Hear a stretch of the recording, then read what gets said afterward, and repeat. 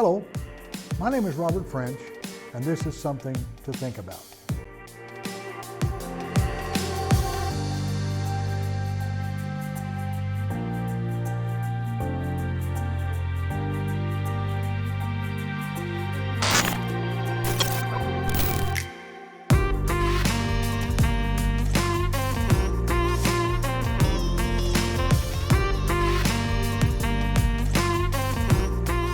With what we are seeing going on in the world today, it's difficult to go through a day without hearing about all the terrible things that are happening.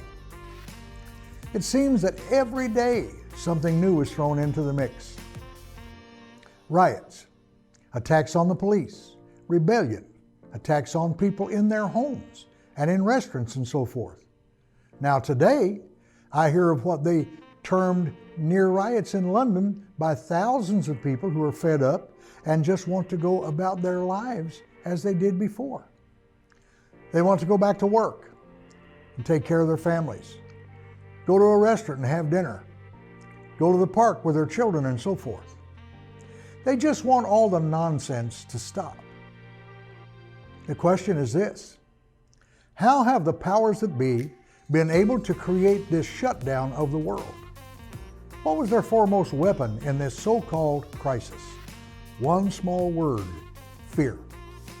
I see people driving their cars with the windows rolled up wearing masks, as though the virus is going to somehow sneak into their car and infect them.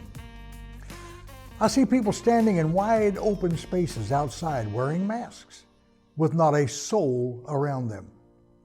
Some even wear masks in their homes among their own families, and so forth. What causes this is plain and simple: fear.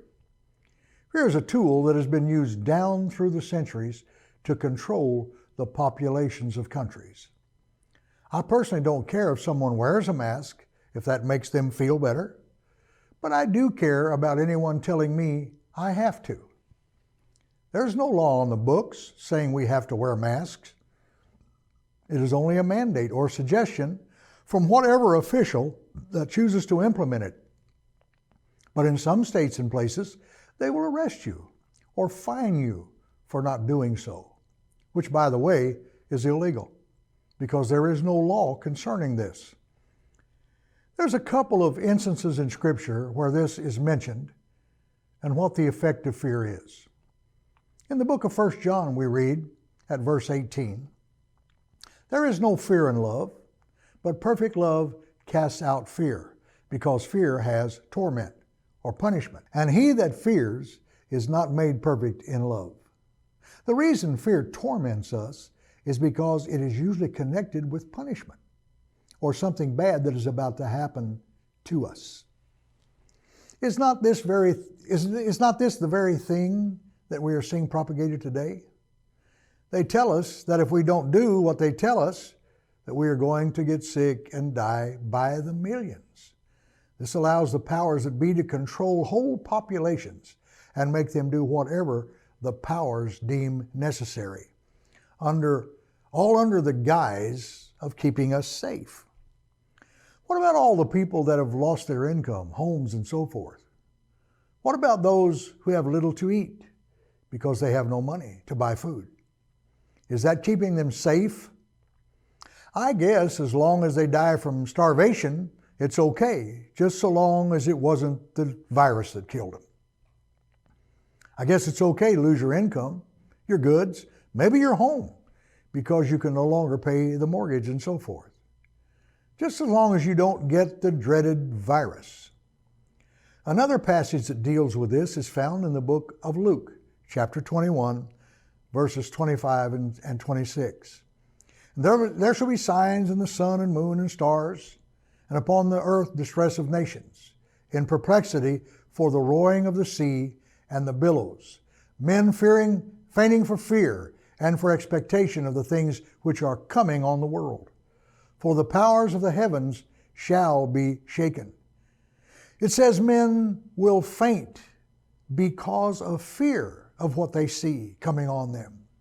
Understand, for the powers of the heavens shall be shaken is in prophetical terms. It does not mean the heavens above us or the sky, but governments and the powers that rule the kingdoms of the world.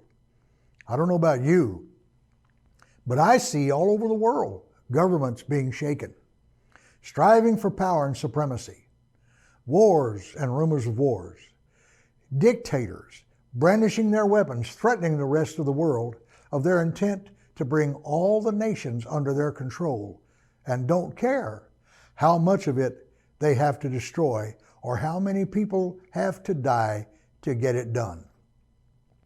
However, remember what John said. There is no fear in love, because love perfected casts out fear. I am convinced my Father Jehovah loves me, and therefore I have nothing to fear. David said, 1,000 will fall at my side and 10,000 at my right hand, but the plague will not come near my home. He knew that he was loved by his Father. Therefore, there was absolutely no reason to fear. If you know that your Father Jehovah loves you, then be at peace. For he said, I will never leave you or forsake you. I will always be with you, even until the end of the age. It's something to think about. And remember to always give love and give life. Give Jesus.